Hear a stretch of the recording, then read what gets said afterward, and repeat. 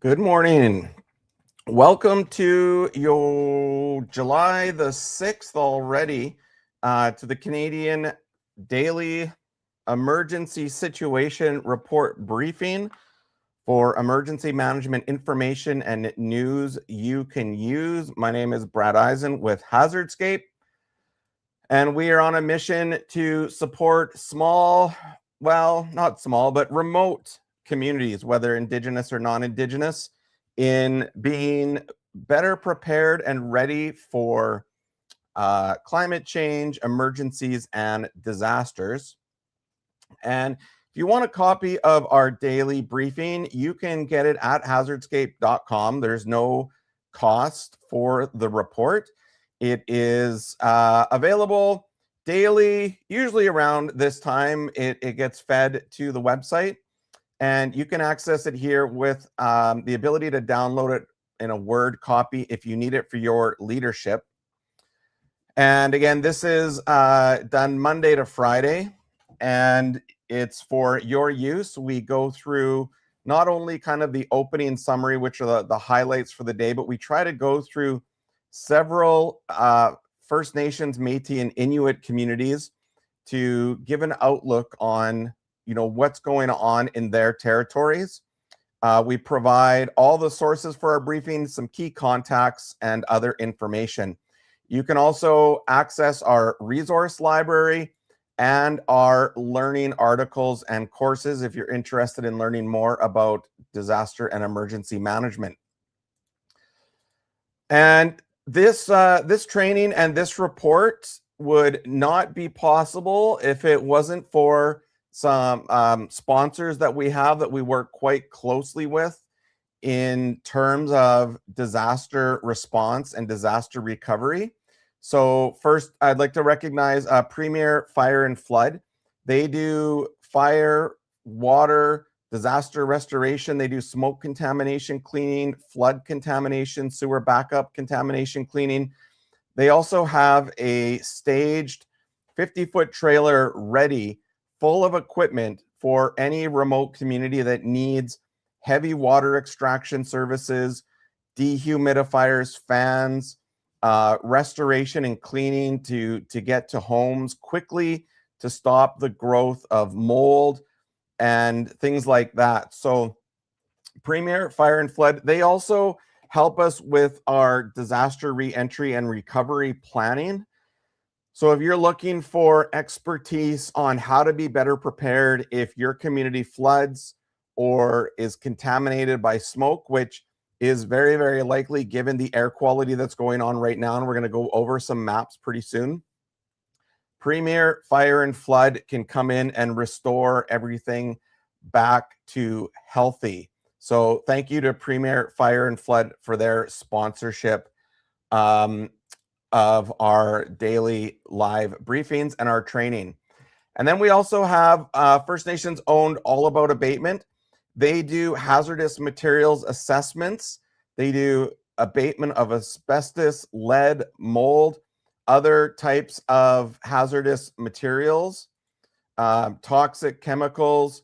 They've got a waste transfer station in Edmonton, and that's where everything gets brought to and sorted and dealt with. So we want to thank All About Abatement. They're First Nations owned out of Edmonton, Alberta, for sponsoring these daily lives. So if you need any support on reserve or off reserve with mold, lead, asbestos, even the assessments, give Kyle and his team a call at All About Abatement. They're really great to work with. They do a good job. I had them in my home doing an asbestos abatement job, and it went really well. They were clean, came in, set up quick, did it well. So All About Abatement, give them a call, and Premier Fire and Flood, Darcy and the team there, give them a shout. So we're going to start off with, actually, let's start off here with weather alerts across the country. We've got a lot of heat, and right now that combined with the wildfire smoke, and we'll go over that smoke and air contamination in just a minute. You can see we've got air quality warnings up in the Northwest Territories. We've got, this one is probably another air quality warning in northern Manitoba and Saskatchewan. And then we get over to this heat dome that's starting to hit eastern Canada, 29 Celsius or higher, with nighttime lows at 18. That is extremely warm. We're even starting to get a heat warning. Was that Iqaluit I saw? Yeah, that is absolutely incredible that Iqaluit up in Nunavut is now getting heat warnings, and it's only July 6th. They've just barely come out of winter, and they are getting heat warnings up that high in the Arctic. It's just absolutely incredible. Manitoba here, we've got a squall warning. Continue to monitor alerts issued by Environment Canada. Wind gusts to 35 knots are expected. We'll look at the wind forecast for that area, and then the severe thunderstorm watch. And then we've got heat warnings down in the south here and continued air quality warnings. Then in BC, that looks like, is that air quality again? Yep. We've got air quality warnings. If you're looking at this map for the first time, all the red are First Nations. We keep a map of the First Nations. We've got agreed upon lands, Saulteaux, Dene, Clicho. We've got Inuit, Innu in Labrador area. So if you want to access this map, all of the links are in our resource library at hazardscape.com, and you can sign up and get those. So as we look at those temperatures, I want to focus on, actually, let's just take a really quick look at the fire danger. This is what we'll go to the fire weather index. I like that one a little bit better. But you can see it has calmed down a little bit in the north, especially in the Northwest Territories around Yellowknife, but it's moved into Nunavut now, the really extreme fire danger. And it's really peaked in northern Quebec and into Labrador. Alberta still pretty, still kind of coming out of that heavy rain. So, we've had some cooler temperatures, a lot of moisture. And then Yukon and eastern or western Northwest Territories as well have come down. Same with Manitoba in the south due to their precipitation. So fire weather index actually for this time of the year compared to previous years, not too bad. However, just because today is looking not horrible, we still have a massive amount of fires going across this band of up in the Northwest Territories down through northern Alberta, Saskatchewan, Manitoba, Ontario, and now in Quebec. Quebec has just exploded in the last, where's my control button? There we go. In the last little while, like all of these here, kind of just in the last few weeks, mainly in here as well in Manitoba, Ontario, like just absolutely incredible. While Alberta, kind of just a bit of an anomaly this year so far. Not a lot happening in Alberta. And same with BC, but BC is typically their wildfire risk usually really heightens a little bit more later in the summer, like kind of getting into mid-July, later August. But the big story too is the Northwest Territories. So just a very incredible amount of fires going on, and actually not as much in Atlantic Canada as I would have expected, given that their risk is really high, but it just hasn't come about yet. But we're going to take a look at the temperatures going into the week to see if that's going to change anything. And this is the smoke forecast for today. You can see right now, things are kind of moving up into Manitoba, Northwest Territories, Northern Alberta, Saskatchewan, very heavy smoke. And the way that correlates into air quality, so you can see 130, 151 is really bad. 173. If I was living in any of these communities, especially if they're First Nations on reserve and they're in any of these really bad areas, even 73 at moderate, I would be planning for smoke contamination testing of all homes and structures, even if the fire has not come into the community. That smoke particulate is getting up into attics, it's getting into structures through windows, soffits, and it doesn't go away unless it's professionally cleaned. And that's why, again, we work with All About Abatement and Premier Fire and Flood, so we can, plan to get that contamination testing done and get homes back to a healthy state again, even if the fire hasn't even come into the community. 56 is still even moderate for Alberta here. So yeah, really bad up in Manitoba area, and just incredible. Like all those communities up there where those fires are happening, I would say they all deserve testing, and the funding through Indigenous Services Canada. So kind of going over to our weather map. BC has finally moved into that high pressure system where we're going to get a little bit more stable weather. The low pressure system is kind of moved off to the northwest, where it was kind of predicted with the super El Nino that's expected. The jet stream was kind of going to hang and cut off Alberta, Saskatchewan. I don't quite know if that's the case yet. We're going to take a quick look at the Thompson River University outlook for this week and just see what they're showing on their radar. But you can see the high pressure systems hanging over Labrador, Quebec. That's where those temperature stable weather systems are going to take hold and probably increase the amount of heat as this heat dome comes into play. And we'll take a quick look over at temperatures. So this heat dome that you might be starting to hear about, let's go up. I'm just going to shrink this down a little bit so I can get to my forecaster. This is today at 1 o'clock. So we're going to see temperatures about 29, 28 down in southern Ontario.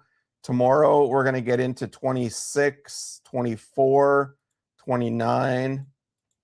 Quite warm. 24 over in Atlantic Canada. Wednesday afternoon, Saskatchewan, this belt in Northwest Territories just continues to stay warm.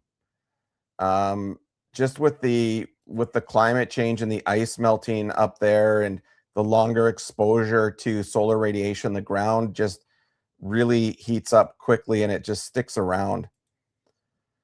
So even by Friday afternoon, kind of just seeing all that heat stick around. Southern Saskatchewan, Alberta, going to be in the 29 to low 30. So yeah, we're not going to, that fire weather index is going to really kind of expand and I think get a little bit more extreme as we move on. And you can kind of see El Nino, how it's hitting, the United States, 38 down in the 41 in the US. And that's all driven by this warm Pacific air that's being forced north. So we'll head over to, I want to take a look at what Thompson River University has for their weekly outlook. That'll give us some idea. So you can see this here is the anomalies for, this is kind of the pressure systems that I was talking about. You can kind of see where that high pressure system is hanging over here on eastern, kind of in the prairies. Then we've got this high pressure that's right around Alberta, and then that low pressure system I showed you over here or a little bit earlier. They don't have their precipitation maps. Human and lightning. Oh, they've now got a graph here. Fires for this day of the, okay, so this is for each month. So the red is human-induced fires. The blue is lightning. So as we get into June, July, August, it's not really day of the year, is it? It's more month of the year, but I guess you could figure out what days are in there really small. But you can just see how the lightning induced fires really spike in that summer. And then the human here. And I think what they're trying to do is they're looking at correlations year over year to see if human induced or lightning induced fires are getting better or worse. But yeah, this heat is going to, stick around for most of the week over eastern Canada and the prairies. Alberta kind of stuck in the middle there with BC, Yukon, and part of the Northwest Territories. So it's a bit early to be confident, but a strong upper high builds over Four Corner regions or a little further east over Colorado, with a broad upper ridge extending northward to BC and Alberta and then to the Beaufort Sea. This pattern is typically summer pattern and is conducive to fire forecasts. So yeah, very, very interesting weather here. If we take a look at the weather index from 2025 on this day, you can really see where it's adjusted. Like the Northwest Territories are kind of at, staying fairly typical, but we've got, Quebec, Ontario from last year. And if we go back, I want to go back to 2023 actually, which was a really bad fire year.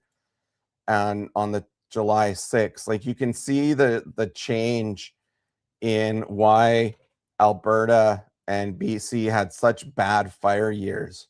And if we even go back a little bit more to like the start of June in 2023, compared to what it looks like if we go back to today. Go to July. So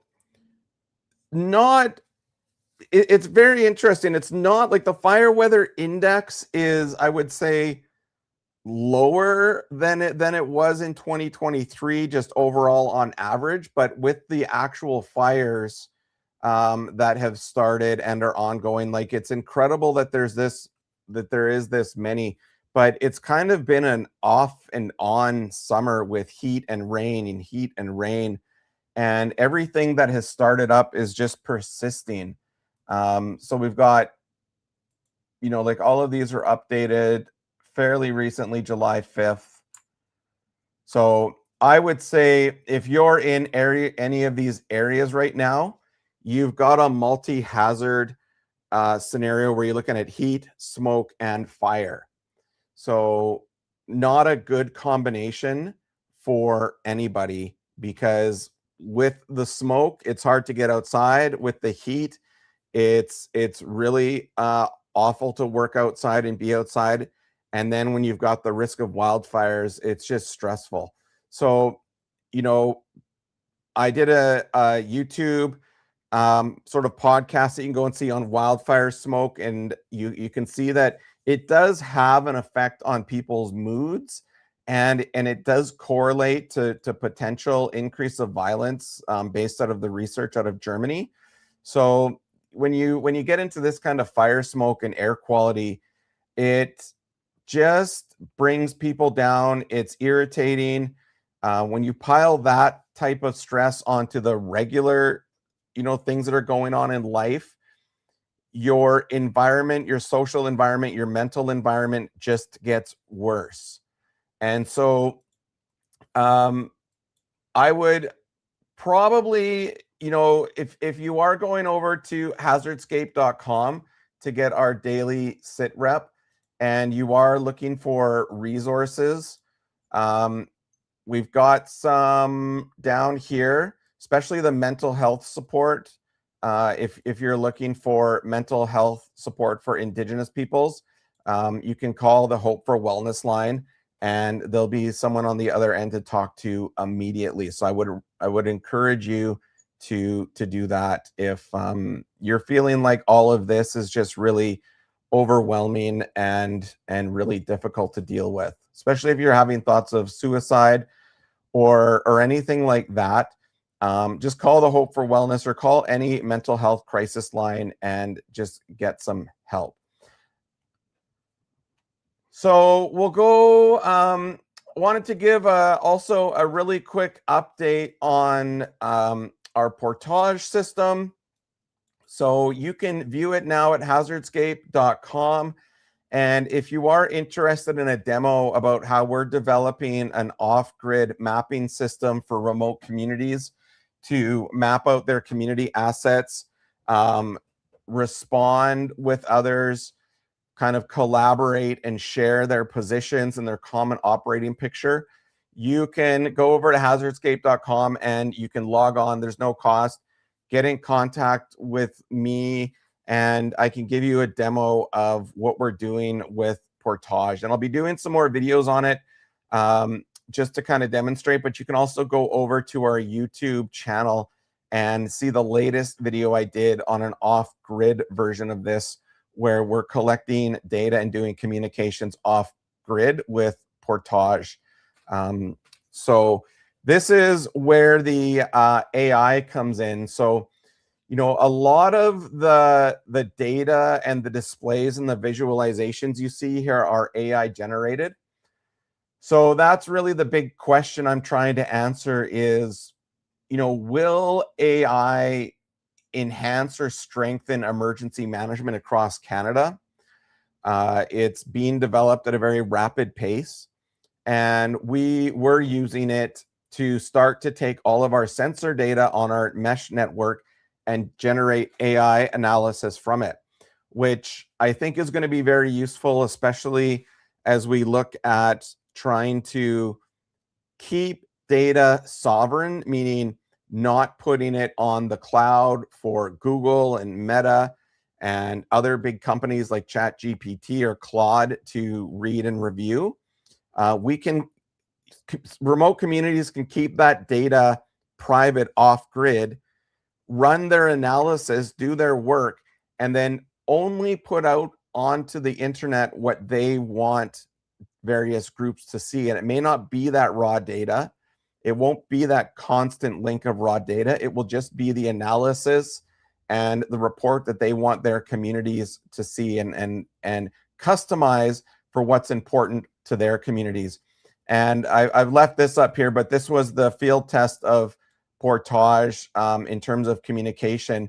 And I was able to get from our staging area here up to the highway, right, or up to this highway here, where that was kind of the end of our test. I was able to send text messages across this network without any cell service or internet. So that's the big question that we're trying to answer with Portage, and to see if all this AI generated visualization is going to benefit us in public safety. So we'll see. All right, that is your outlook today. Again, once again, thank you to All About Abatement for their sponsorship and support. If you need any kind of smoke contamination abatement or asbestos testing, lead, hazardous materials assessments or removal, call Kyle and the team at All About Abatement. And if you're looking at a restoration from a fire or flood, or those smoke contamination tests turn out to need and requiring cleaning, give Darcy and Riley a call at Premier Fire and Flood. They do fantastic work, and they will help you out really quickly. All right, thanks for joining us today. And you can, if you didn't catch the full live, you can head over to YouTube and watch the recording on our channel. It's always available there. And as always, know your hazardscape and stay prepared.